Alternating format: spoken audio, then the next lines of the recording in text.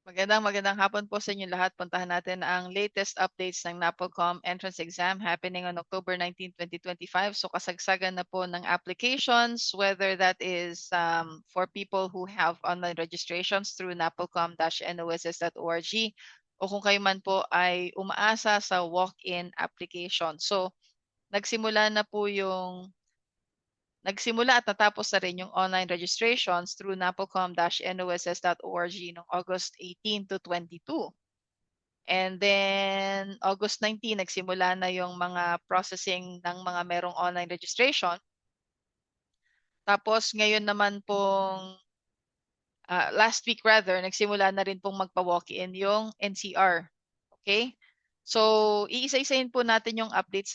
Puntahan natin bawat regional office. Kumusta ang update? Sa bawat regional office, may maaasahan pa ba tayong online registration or pahabol ng mga slots dyan? Whether yan ay through online registration or walk-in. So, abangan po ninyo yung ating mga isi-share na slides and feel free to share this live also sa mga nanonood sa atin ngayon sa Facebook, ganun din po sa mga manonood ng recording natin sa YouTube. So unahin po muna natin yung general information about the NAPOLCOM entrance exam. Puntahan lang natin yung qualifications niya. And then yung mga updates natin, saka natin puntahan yung mga requirements na dapat nating dalahin. Okay? So let's just check. Alright. Sige.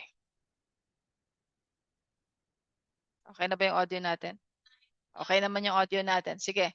So, i-share ko na po ngayon yung ating slides para sa NAPOLCOM entrance exam. Welcome to those who are joining us now, pati dun sa mga manonood sa atin through our replay sa YouTube.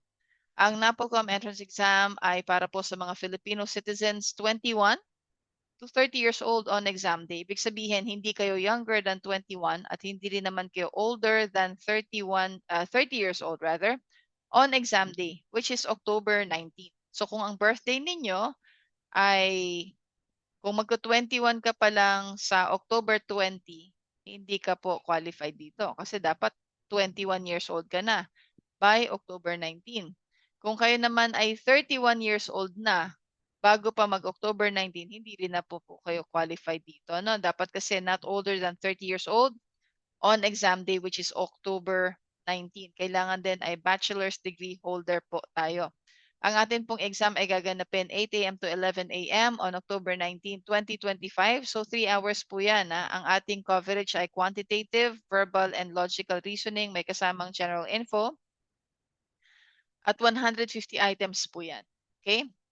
So puntahan naman natin ngayon yung ating mga update para po doon sa mga nagpunta sa NCR. Sa NCR kasi nagsimula sila magpa-walk-in noong August 27. Okay? Kasi dapat August 26 to 29 yan. Pero nasuspend ang government work ng August 26 because of inclement weather. So August 27 sila nag-start magpa-walk-in. Yung mga nag-walk-in ng 27, yung mga nauna na process, and then the rest binigyan na lang po ng number. So ito pong mga binigyan ng 1,051 to 1,200, kayo po ay pinababalik na sa NAPOLCOM Regional Office ng NCR. Yan po ay nasa 371 Senator Hillpuet Avenue in Makati City. Again, kung ang number nyo ay 1,051 to 1,200, bumalik na po kayo sa NCR on September 8. Yun ang kailangan pumunta ng madaling araw. Kahit 8 o'clock po, okay na yan kasi meron naman kayong slot. Paano naman kung 1,201 onwards ang inyong number? No?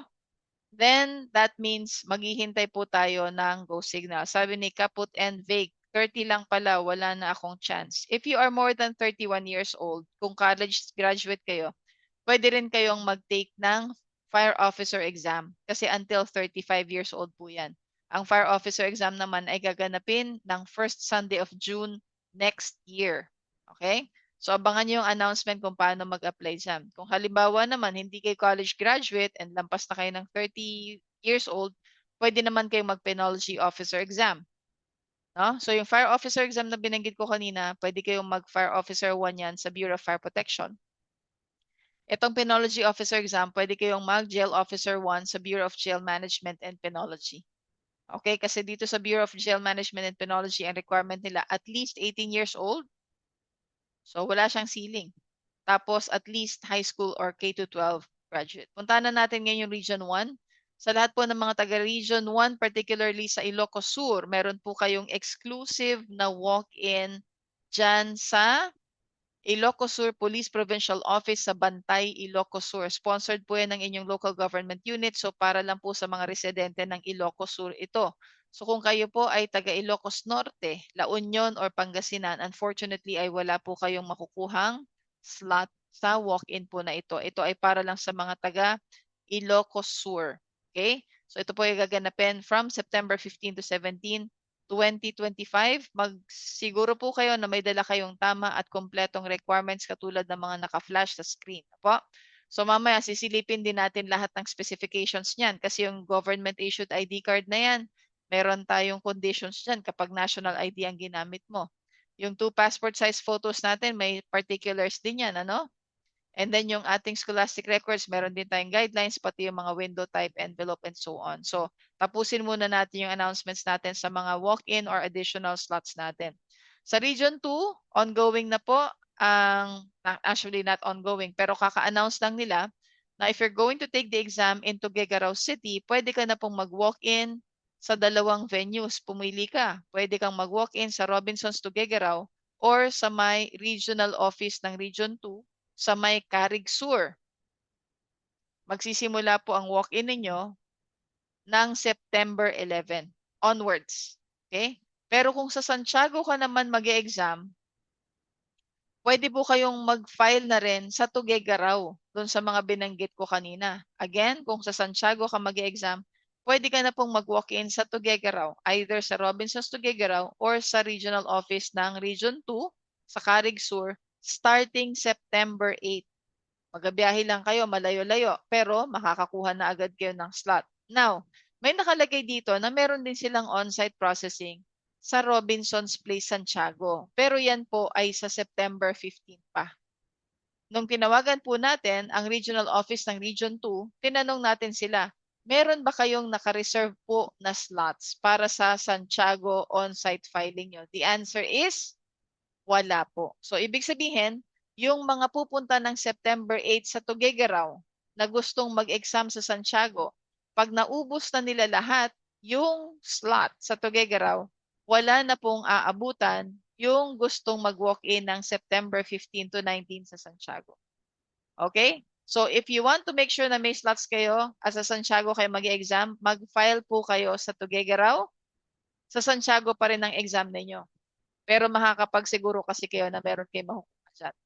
Sa may Region 3 naman po ay may announcement sila dyan para sa mga gusto mag-walk-in at doon sa mga mayroong online registration. Mag-focus muna tayo dito sa mga mag-walk-in. Diyan po ay magsisimula ang walk-in natin from September 15 hanggang September 19 po yan or until slots last. So hanggang meron lang pong slot. So wag kayong magta-target ng September 19 kasi baka ubos na yan during that time. At dahil September 15 po ang pila, I recommend na September 14 pa lang ng gabi or madaling araw ay pumila na po kayo dyan. Pwede kayong pumunta ng 10 p.m. ng September 14, pwedeng midnight ng September 15 or mga 2 a.m. ng September 15 kasi blockbuster po talaga ang pila dyan sa Pampanga. Gaganapin po yan sa Napolcom Regional Office, sa May Diosdado Macapagal Government Center, sa Maimpi City of San Fernando, Pampanga. So yan po yung mga may walk-in. Paano naman kung meron kayong online registration? Meron pong mahalagang announcement ang Region 3 Regional Office para sa inyo. Ano po? Kung ang inyong processing date ay September 4 to 19, kailangan nyo pong magpunta sa Napolcom Regional Office sa Maimpi, San Fernando, Pampanga ng September 9 to 12. Ulitin ko po kung ang inyong online processing date, kung ang processing date ninyo ay September 4 to 19, huwag nyo na pong sundin ang schedule na yan. Binago po nila. Gusto nila, pumunta kayo ng September 9 to 12. Bakit? Kasi po, yung matitirang slots ng September 9 to 12, ibibigay nila sa walk-in ng September 15 to 9. So, hindi man po nila inihayag sa kanilang announcement ay mukhang nagkamali po sila ng plotting ng processing dates sa napocom-noss.org. Kasi ang nilagay nila doon, sinagad nila ng April 19. April 19 po ay last day na ng walk-in yan. So, inagahan po nila, no? September 9 to 12 para yung matitira dyan, maibibigay nila sa mag-walk-in ng September 15 to 19. Okay? So, sana po mahagip kayo ng announcement na ito. Kaya ako po yan pinupush kasi medyo malabo yung pagkakasabi nila sa kanilang announcement. No? Ang haba ng introduction, gumamit pa ng term na enjoined. Di naman po lahat ng Pilipino ay naiintindihan niya. Na pag sinabi ng applicants are enjoined, ibig sabihin niyan they're commanding you, they are giving you instructions, dapat sumunod po kayo. It's a command. Inuutusan po kayo na kung kayo ay mayroong registration or on processing date September 4 to 19, kailangan yung pumunta ng September 9 to 12. So, ibig sabihin, kahit po September 19 or September 18 ang processing date mo, pumunta ka na as early as September 9. Anong i-expect natin dyan? Napakadami nyo po dyan. Kasi 15 days yan eh. So, kung ang binibigay nilang slot ay 100 per day, we should be expecting 1,500 people para pumila ng September 9. Kasi hindi naman nila sinabi na, oh, yung mga may schedule ng September 15 to 19, sa September 12 kayo pumila. Yung mayroong slots ng September 8 to 10 o 8 to 15, sa ganitong petsa kayo pumila, walang ganon. So, ibig sabihin, lahat po kayo na mayroong processing date na September 4 to 19, mag-uunahan po kayo ngayon ng September 9. So, ang suggestion ko po sa inyo, agahan ninyo ng September 9. Hindi naman kayo mauubusan ng slot. Yun nga lang, kagulo kayo. Ang dami nyo po ng September 9. Ano po? So, dyan pa rin po kayo sa NAPOLCOM Regional Office pupunta sa Diosdado Macapagal sa may Paimpis, City of San Fernando, Pampanga. Ang Region 4A naman po, ang Region 4A ay nag-full-on walk-in announcements na po sila, no? So, kung balak nyong kumuha ng slot sa Calamba, teka lang, ayusin natin yung ating screen. Yung slots natin, Ayan, tatlo na po ang option nyo dyan, Kung gusto nyo mag-walk-in sa Calamba, ongoing na po dyan until September 12, 2025, 8 a.m. to 5 p.m. Pumunta kayo sa 006 NPTI Building sa Camp Brigadier General Vicente Lim sa Calamba City, Laguna. Kung gusto nyo naman mag-exam sa Batangas, pwede po kayong pumunta sa Laurel Municipal Hall sa Laurel, Batangas from September 15 to 18. Full day po sila dyan. Kung dyan naman kayo mas malapit sa Lucena City, pwede kayong pumunta sa Pacific Mall, Lucena City from September 15 to 18. Whole day sila dyan, 8 a.m. to 5 p.m. ng 3 araw. Pero pagdating ng September 19, half day lang sila. 8 a.m. to 12 p.m. Yan po yung announcement nila para sa Region 4A. Ang Region 4B po tapos na ng kanilang pa-walk-in sa Palawan, ganun din po sa Calapan City. Sa mga taga-Region 5, ongoing na po ang walk-in applications para sa mga gustong mag-exam sa Legazpi. Pwede kayong pumunta sa NAPOLCOM Regional Office in Rawiz, Legazpi City. At doon naman po sa mga gustong mag-exam sa Managa City, pwede kayong pumunta sa Camarines Sur Police Provincial Office from September 15 to 19 or until slots last. Ang Camarines Sur Police Provincial Office ay nasa Camp Colonel Juan Querubin Miranda, Concepcion Grande, Naga City. Okay, so make sure po tama ang dala ninyong requirements. Sa Region 6 ay meron na rin po silang announcement ng walk-in para sa mga mag-e-exam ng Iloilo City and Bacolod City. Yan po ay magsisimula ng September 16 at matatapos ng September 19 or until slots last. So kung ako po sa inyo ay pupunta na ako dyan as early as madaling araw ng September 16. So for the Iloilo Exam Center, pwede po kayong pumunta sa NAPOLCOM Regional Office 6 sa may Fuentes Corner, Ledesma Streets in Iloilo City. Kung kayo naman po ay mag-exam sa Bacolod, pwede kayong pumunta sa NAPOLCOM Regional Office ng NIR. Yan po ay nasa Camp Alfredo Montelibano Senior, Barangay Estefania, Bacolod City. So walk-in din po tayo sa Region 6. Ang Region 7 walang announcement pero tumatanggap po sila ng walk-in dyan sa may Robinson's Galleria, Cebu. Pumunta lang kayo ng 3 to 4 p.m. Nag-a-accept na po sila ng walk-ins dyan pamula po noong August 19, hindi lang naka-announce sa kanilang Facebook page. Okay? At meron din po silang processing dyan sa may Bohol Police Provincial Office sa may Camp Francisco Dagohoy, J.A. Clarin Street, Tagbilaran City. Ang Region 8 po wala pang announcement, inaasikaso pa nila ngayon yung mayroong online registration, ganun din sa Region 9. Sa Region 10 naman, thankfully, nag-announce na sila ng kanilang walk-in opportunities. So whether you're taking the exam in Iligan or Cagayan de Oro, ay pwede na po kayong mag-walk-in. 2 araw lang ha, September 8 and 9. Yan po ay gaganapin sa Napolcom Regional Office located at 3rd floor of, mali yung preposition ko, located on the 3rd floor of the CKY Center, Capistrano Chavez Streets, Cagayan de Oro City. So sana na-screenshot nyo po yan. Yan po yung pwede nyo puntahan kung mag-exam kayo ng Napolcom entrance exam sa Cagayan de Oro City or sa Iligan City. Sa Davao naman po ay meron tayong multiple walk-in opportunities dyan. Kung kayo po ay taga Mati City or malapit sa Mati City. Ongoing na po ngayon, September 6, ang kanilang processing sa Sambuocon Hall, Mati City Hall Compound sa Mati City.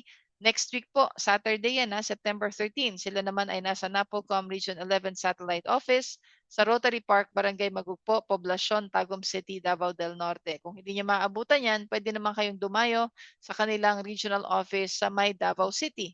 Yan po ay nasa 2nd floor ng Cope Building, CM Recto Street, Poblacion, Davao City. Nandyan sila 8 a.m. to 5 p.m. Mondays to Fridays except holidays. Ang deadline po ay September 19 or until slots last. Ang Region 12 po ay nagpa-process pa rin ngayon ng mga may online registration. Wala pa po silang announcement ng kanilang walk-in. Ang processing po niyan ay ginaganap sa 5th floor ng Mall of Ace, Coronadal City, South Cotabato.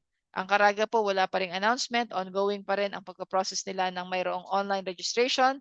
Ginaganap yan sa Napolcom Regional Office 13, 2nd floor ng PS Arcade Building sa J. Rosales Avenue, Butuan City.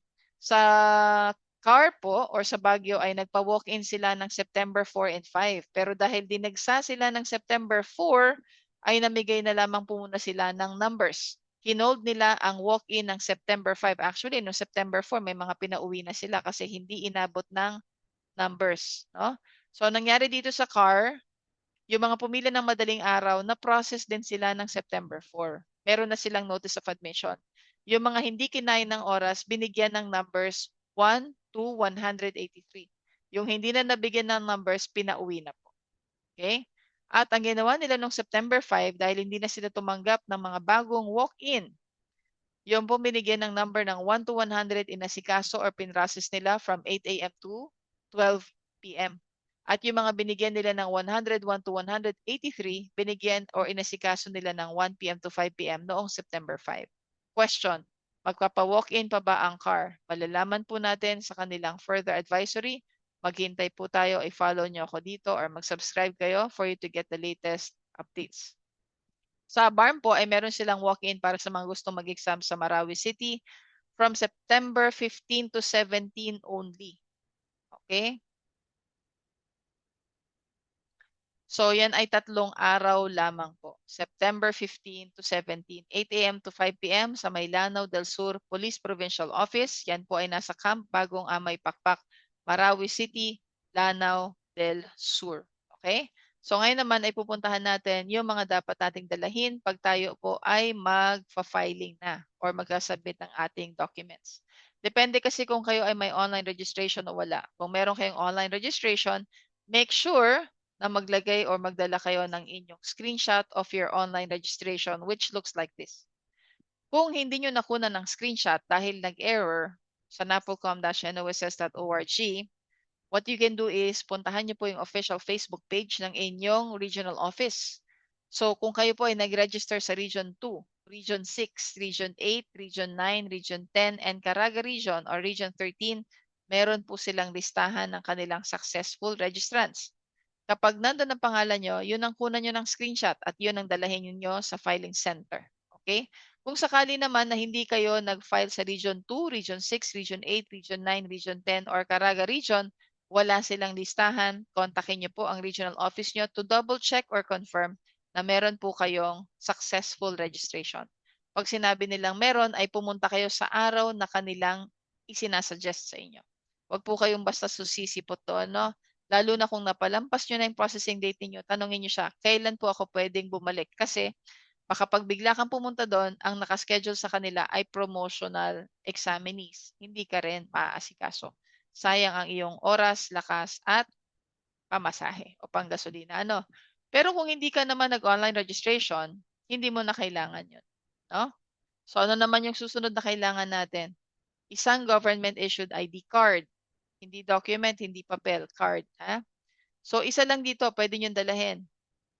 Wag lang expired. Pwedeng SSS, PhilHealth, Pag-ibig, UMID, Voters ID, Postal ID, Barangay ID, driver's license. Hindi po student permit ha. Driver's license, BIR or TIN ID, PRC ID, PWD ID, or passport. Isa lang dyan ang dapat yung dalahin. Pero kung ang gagamitin nyo ay national ID, kailangan may dala kayong isa pang government-issued ID. Government-issued ID, ito po mga binanggit ko kanina. So essentially, useless po ang national ID natin. Okay? Pwede bang gamitin ng NBI, police, or barangay clearances? Hindi po. Pwede bang gamitin ng voter certificate bilang primary ID? Hindi po. Pwede bang gamitin yan as secondary ID pagdala ang national ID? Sa mga tinawagan po nating regional offices, ang nagsabi na pwedeng gamitin yan as secondary ID ay ang Region 9, Region 11, and CAR. Pero depende pa rin daw po yan kung malinaw yung pirma sa inyong voter certificate. So the best practice is to secure an ID. Kailangan nyo rin ng dalawang recently taken na passport size photos. Hindi po yan 1x1, hindi yan 2x2, at dapat po kamukha nyo pa rin yung nasa picture. Ibig sabihin, hindi siya sobrang luma. Ano po, dapat pag nagpakuha kayo ng picture, kayo ay may white shirt, meron kayong white background, at meron kayong name tag. For example, Jose Abad Santos Jr. So, ang middle name po ninyo ay spelled out. Kahit mahaba ang first name ninyo, isulat nyo po yan. Kahit magdalawang linya siya, okay lang po yun. Okay? Hindi po pwedeng middle initial. Dapat spelled out at kumpleto ang inyong middle name. Kung wala kayong suffix, wag naman nating ipilit kung wala talaga. No? Paano kung walang middle name? Wag niyo po lagyan ng middle. Mga paalala, wag po tayong ngingiti sa picture dahil pag nag-smile tayo, nagbabago po yung shape ng eyes, nose, and lips. Hindi natin kailangang mag-formal attire. Kung mga gustong i-recycle ang kanilang passport size photos, kailangan po natin naka-white shirt lang tayo. Hindi po tatanggapin pag naka-formal attire o iba ang kulay ng inyong mga damit. Huwag din kayo magsuot ng facial mask, ng contact lenses, or ng glasses, ano? Kasi pag nag-contact lens kayo, somehow napapalitan yung size ng inyong pupil. Pero syempre pag contact lenses yan na connected, wala na tayong corrective, wala tayong magagawa dyan, ano? Huwag lang nating ibahin yung kulay ng ating mga mata. Huwag din tayong magsuot ng salamin at saka ng mask habang tayo kinukunan ng picture. Huwag tayong mag-photoshop ng husto pagdating sa picture, ha? Kasi gusto nating itago yung mga nunal, birthmarks, blemishes, pimples, warts natin. Magugulat po yung evaluator sa NAPOLCOM. Pagpunta nyo doon, hindi nyo kamukha na sa picture. Baka po ipaulit yan sa inyo. Ha? And then make sure po na spelled out ang middle name. Yung po mga name tag ninyo, pwede yan na handwritten, pwede siya na printed out sa papel, at pwede rin naman na digitally encoded.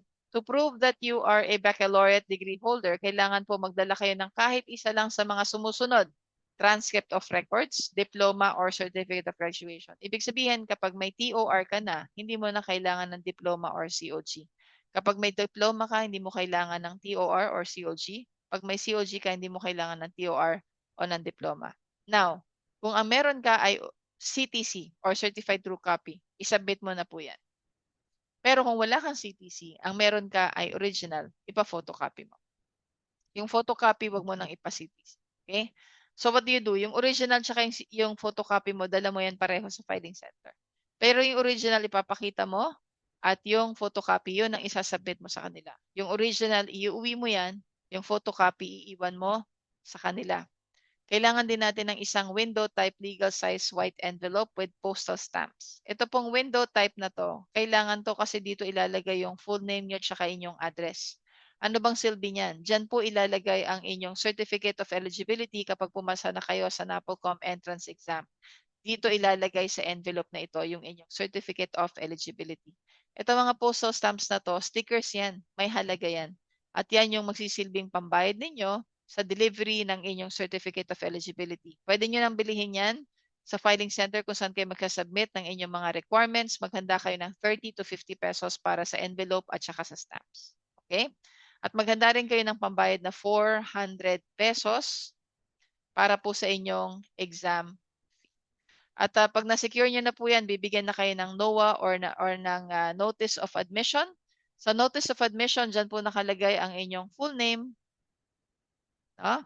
At dyan po din nakalagay kung saang eskwelahan kayo mag-exam. So in this case, Lucena City National High School Annex. Nakalagay ang address niya, Maharlika Highway, Ibabang Dupay, Lucena City. Pati po yung room number and seat number ninyo ay nakalagay na rin po dyan. So pag nakakuha na kayo ng NOA or ng Notice of Admission, ay wag niyo po sanang iwala. Wag niyo hayaang ngat-ngatin, mabasa, masunog, or mapunit. Ano po? Ano naman yung mga dapat nating dalahin sa araw ng exam? Unang-una po sa lahat, yung inyong NOA or Notice of Admission, isang government-issued ID, kailangan nyo rin ng lapis na number 2 para pang-shade ng inyong mga sagot, at isang blue or black ball pen para naman sa pangpirma ninyo sa room assignments list. Mga dapat nating isuot at hindi pwedeng dalahin, silipin po natin ha. Hindi tayo pwedeng magdala ng mga firearms, ng mga nakakasakit na mga bagay, two-way radios, mobile phone, electronic gadget, calculator, smartwatches, at mga review and other materials. Tsaka yung mga hindi nyo kailangan, huwag nyo na po yan dalahin sa loob ng testing center. Ano naman ang dapat nating isuot sa araw ng exam? White shirt po. Pwedeng may collar, pwedeng hindi. And then dark pants. Hindi naman kailangan jeans yan eh. Pwedeng maong, pwedeng slacks. At ang sapatos natin dapat closed kahit po anong kulay pwede yan. At ang sabi po dito, proper grooming. Ibig sabihin sa mga kababaihan, magtali po ng buhok.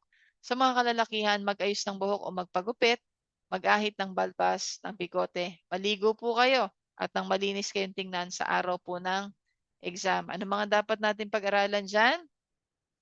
General information, meron tayong Philippine Consti, PNP laws, criminal justice system, social awareness and value judgment, or meron din tayong values. Ang verbal reasoning natin or English, may vocabulary such as antonyms and synonyms. Sa comprehension, may reading comprehension tayo and paragraph organization. And syempre, hindi mawawala ang grammar or correct usage katulad ng subject-verb agreement, pronoun antecedent agreement, prepositions, articles, mga adverbs, order of adjectives, verb tenses, etc. No? Sa quantitative reasoning, kailangan natin mag-aral ng basic concepts patungkol din sa percentage, fraction, number series, paano mag-solve ng word problems, paano mag-interpret ng graphs, and how to analyze data. Sa logical reasoning naman, may verbal and non-verbal yan. At kahit ano ba yung mga dapat nating iwasan pagdating sa exam. Bawal po tayong mag-proxy or impersonation. Bawal magkodigo, bawal baguhin ang exam records, makipag-away sa mga proctor natin, makipagpalitan ng test booklets, so kahit na po ano pong paraan, whether digital yan or online, para pumasa kayo sa exam. Pagka po napatunayan na kayo ay nandadaya, ay mababa na po kayo sa pagdating ng NAPOLCOM at inanalify po ang resulta ng inyong exam in case kayo po ay pumasa. Okay, ang exam results naman po, hindi natin masabi kung ilang buwan, pero yan po ay pwede ninyong makita. Mga 1 to 2 months yan. Makikita nyo na yan sa napolcom.gov.ph. Hindi po yan nakasort by region. Alphabetical order po yan throughout the entire country. Yung po mga certificates of eligibility ninyo, magagaling yan sa central office, ipapadala sa regional offices, at yung regional offices, sila na po ang maglalakip ng mga certificate of eligibility ninyo para ipadala sa inyo via the white envelope and postal stamp na inyong sinubmit, papunta naman sa inyong mailing address. Diba?